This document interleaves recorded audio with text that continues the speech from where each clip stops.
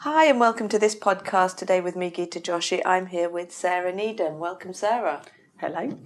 So we met, several months ago, didn't we? I think it was online, and then I came to see you at Roy's People Art Fair. That's right. And one of the things I remember most about your work was that you work directly with pigments, so you're not using paints out of the tube, but you actually, source ground pigments and then mix them up yourself. Can you tell us more about that? Well, the reason that I do it is because I can make paints that do what I want them to do, rather than the manufactured ones so I can have highly pigmented paint that is quite liquid, rather than having fillers or preservatives or anything that makes them kind of bulky, because I like to have sheer layers, but that are highly pigmented. So that allows me to do that. And then the other reason that I do it is because my work is related to the history of trade and pigments, and I like to have the actual thing in my hands before I'm using it. There's something that makes a connection, more of a connection with that historical thing. Just like when I do historical research, I really love it when I get to actually touch the old documents. There's a kind of visceral, lovely, gorgeous connection Going back to source with it. Yeah. So, and I suppose it also connects to, the history of painting, and a little nod to the people that came before us and would have made everything, would have had to make everything, because although they probably would have had juniors to do it. But, yeah. And then, so what sort of pigments do you use for that? The pigments are chosen because of their role in the history of trade. So any collection that I make will have a particular root source that will determine which pigments I use. So that they can be, the really ancient pigments like the ochres and earth pigments that have been used since prehistory, or I may be looking at something that's much more modern, and in which case I would be using, 20th century pigments if that's what was determined by the research. So when you were showing at Roy's People, that was back in, I think it was April. Yeah. And then since then you've also shown at the other art fair in Bristol. Yeah. So how did those two bodies of work, I mean, obviously they were, sort of research for their context. Yeah. So the collection that was at Roy's People was thinking about the way in which the south of the river has transformed, because it was at the Oxo Tower, building. Yeah, Barge House. And that building used to be a power station for the post office, and so it would have been receiving coal. And there's also the Thames as a river has a bit of a special place in my relationship with London and my relationship with, and so for the Thames, I keep being drawn to cobalt pigments for the Thames because of the way in which the Thames is rich, because it changes and because it's stable. And with cobalt-based pigments, cobalt is an amazing mineral because it's so unstable. So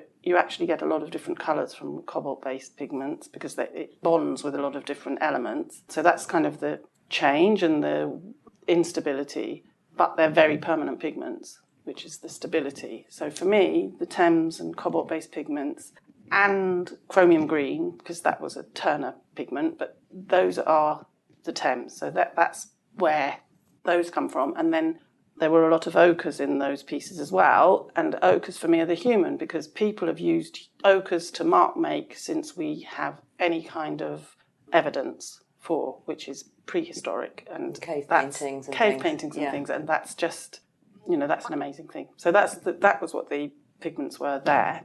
Mm-hmm. With Bristol, I took a very Bristol-specific and much more time-specific approach, and I looked at the Bristol presentment papers, which are documents that recorded what was imported through Bristol docks from 1770, and there's about 80 years of papers, or maybe 100 years of papers, but I took the first year that they were published and the first 6 months of the first year that they were published, and only used pigments in the paintings that were imported through Bristol during that 6-month period. So I found out what they were recorded in these papers, and just used those. And what were they imported for other than painting at that time? So at that time there were there was a lot of textiles in Bristol, so they were used for dyeing. They were used for painting the houses of the merchants, so like house paints as well as...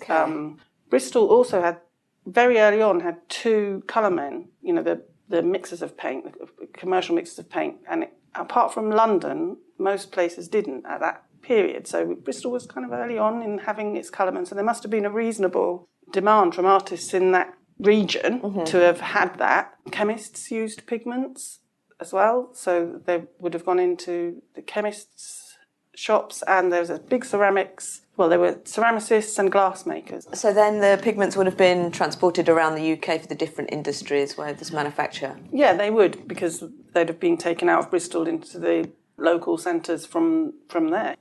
So what is it about trade that particularly interested you? I've got a long-term interest in the history of trade and its impact on people and place. I have a master's degree in development studies, which I did because I wanted to find out more to feed into my art. It's a funny reason to do a master's degree, but I did. And there's a way in which the trade in pigments echoes all international trade. So, for example, the indigo that I used in the Bristol collection was imported from North and South Carolina and was a result of the slave trade, and is a sort of evidence base for the history of the slave trade in Bristol. And the ochres and vermilion and one or two other pigments that I used were traded from Rotterdam, so they're an evidence base of the trade with Europe during the 1700s. Amazing. So interesting that how it connects to so many different aspects of our history. Yeah. So once you've sourced the pigments that you're going to work with, how does that then transform into your paintings? The thing about economic research is that it's really, the evidence for that is all there. It's all recorded in British documents all over the place. But the thing that's not recorded are the human stories and the way that that would have impacted on people. And so when I'm actually making my work, I make abstract pieces that create space, and I'm trying to create space for those human stories and for people to be able to make connections with their own human stories. So they're evocative spaces, and they kind of invite you in. I want people to fall in and make their own connections with them to make that human richness that's missing from all of those documents. So as a way of a cultural, to make something cultural from something economic, basically, to make something richer out of that. Yeah. And then, so when you were at Bristol, because that was your most recent fair, is that right? Yeah, that's right. So did you spend a lot of time talking to people about this? I did, yes. I did, and I had a little, for the people who were shy and don't want to talk, I had a little bit of paper that explained it all as well. And some people, they really want to know, and some people want to just have that reaction. And for me, that's fine, actually. That's fine, because in a way, I'm mining something that's very interesting to me. What I want people to do is find something that hits their heart and relates to them in a kind of very personal way. And people do that differently. Yeah. Some people need lots of information. Some people just feel it. So what happens when you get your pigments and you source them mostly through? I mostly buy them from Cornelison's because they do very nice quality pigments. And then you're able to just mix them up to different, viscosity and intensities and things like that as well when you... Yeah. And so the most sort of basic fundamental thing is a linseed oil base, and then after that it's different.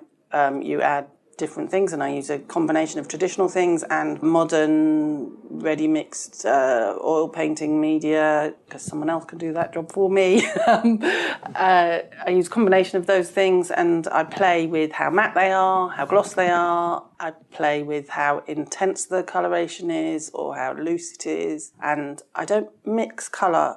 I don't mix pigments on my palette. They are only ever mixed by layering on the actual painting surface.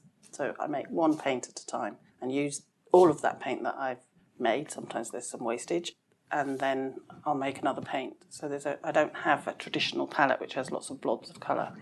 And then how many paintings are you working on at a time then?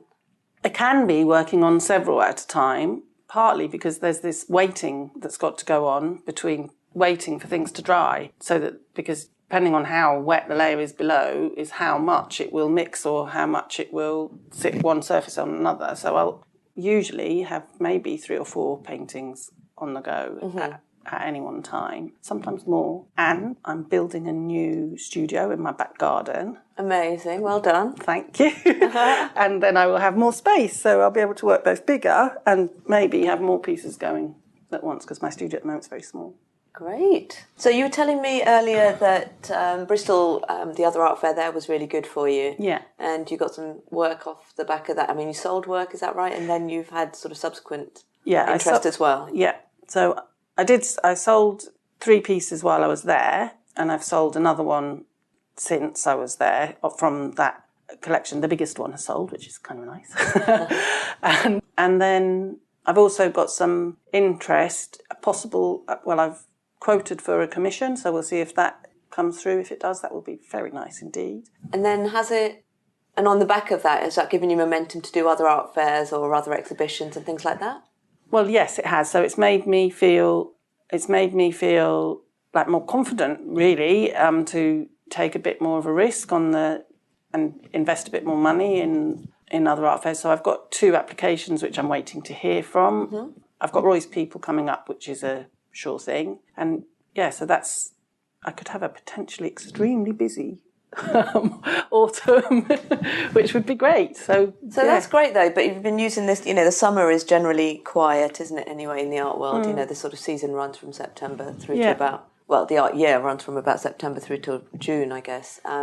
So you've been using the summer to apply for things? Yes, I have, and I've also had a piece in the Curious Duke over the summer in their summer show, and I've got some work in Highgate Contemporary Art as well, which is just an ongoing thing. But yeah, I've been applying for things and having a summer holiday. Which is always good. Which is always good, yeah.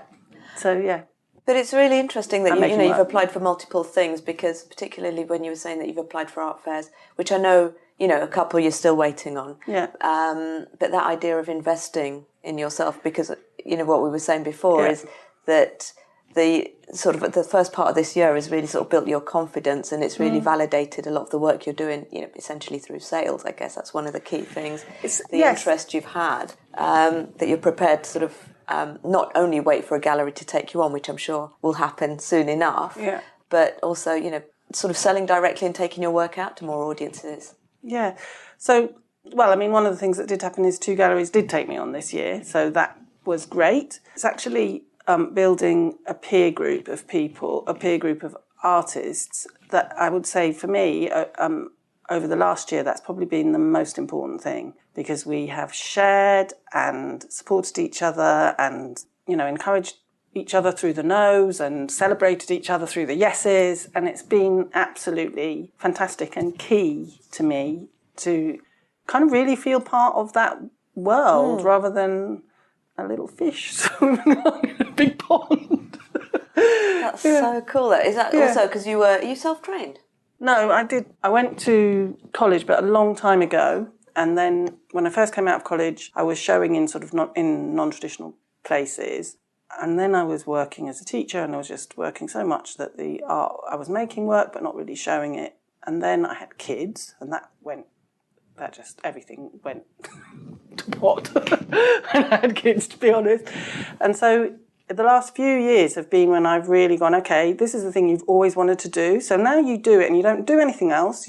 Obviously I'm still a mum, but you don't try and do anything else apart from little bits of money earning, necessity, money earning, but you make this work. And so I've got this determination that this is the thing. I've always wanted to do it. It'd be the thing, if I look back at my life, I hadn't ever tried, I would be so disappointed with myself. Yeah. So and I am determined that, this is going to work. And it means when it doesn't, when you get, obviously it's a world where there are you have to be, I think the other thing is because I'm older, I may be more able to take the no's and not take it personally. Just be more resilient with it as well, yeah. Exactly. And I think when I was younger, I would have probably found that more difficult. And I think that's where having this sort of network of lovely artist people that I now have, who are all trying to do the same thing, that you kind of build resilience because you're a group rather than an individual, and you have conversations which is, okay, so you wanted to do this thing, that's not happened, so what are you going to do that will make it happen anyway?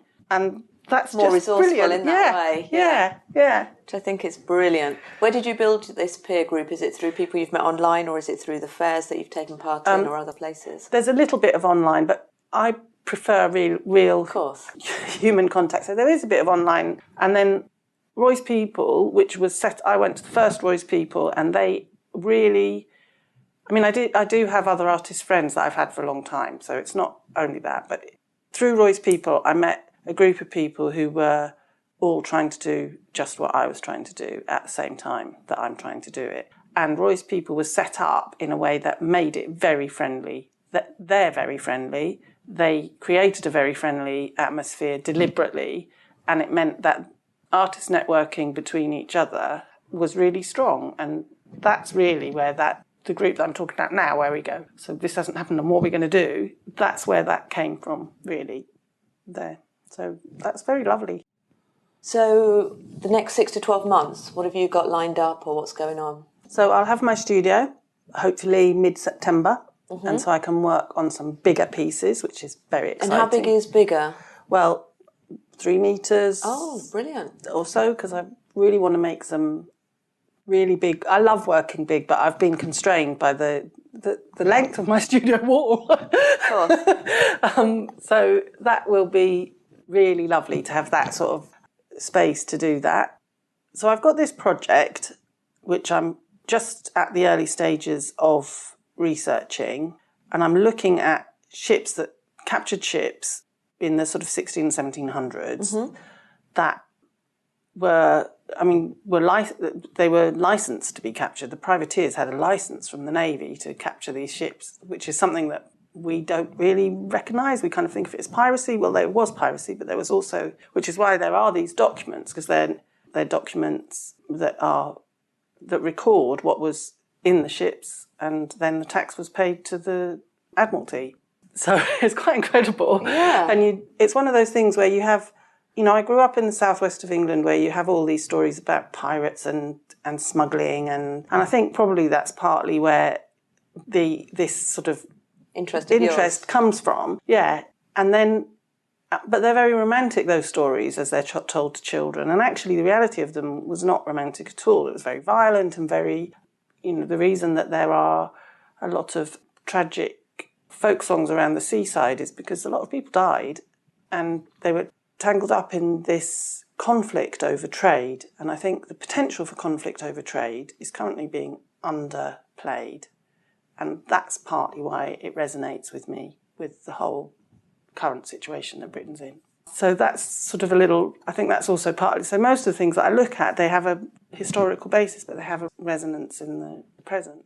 So you're spending hours and hours in the National Archive? Well, I'm able to use their online thing to check for the ships that actually contained pigments in their cargoes, and the other sort of selection procedure that I'm doing is the ones that had letters in. So because I have this sort of romantic idea of choosing some of the letters and actually sending them on to the people who didn't receive them because they were captured. So they were personal letters? There were business letters and personal letters. The ship that I've looked at, there was a letter that was written, Chère Maman. It was from a boy to his mother, and it never reached her. And there's a bit of me that would really like to sort of somehow send that letter to that family if I could find out who they were. But, I mean, the addresses were very simple. It might be difficult. like Paris, France. Yeah, this name, Paris. It may be possible. Or maybe that you send a copy. I mean, obviously you'd send a copy. You can't send the original. That's in the archive. But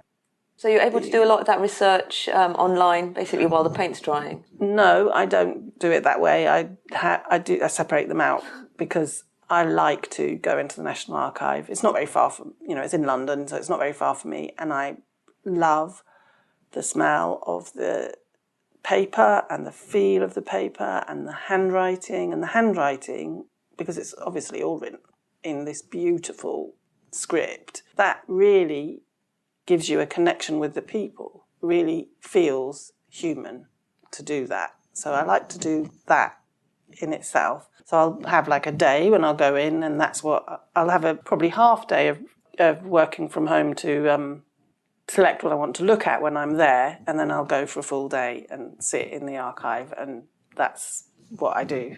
Be fully absorbed in that. Yeah. Oh, yeah. I love that stuff. God, it reminds me of when I was writing my dissertation. It was about the John Moores exhibition. Yeah. Go and sit in the Walker Art Gallery archives and like pulling out these letters by Frank Auerbach and Wow, things. I was yeah. like, whoa, he touched this, he wrote this. Yeah, well, it's true. That's a really gorgeous thing. That's a really, really gorgeous thing. So are you just at the research stage with that project, or are you actually painting with that as well? Well, I'm painting because I'm kind of have the notion, which may change, of kind of one painting for each ship. So as each ship comes along and I've got the information for that ship, then I can start to paint the painting for that particular ship. Mm-hmm. And I mean, if I waited till I'd got all of the research done, that would be a very long period. And also for me, I like the balance between kind of academic-y things and some just physical in the studio. And I make time in the studio every day. Yeah, so I am painting, but I'm also still painting for the last collection. So there's paintings from the last collection still being completed, and there's the beginnings of paintings for this collection starting. Amazing. So your paintings have a particular, quite recognisable, I think, form.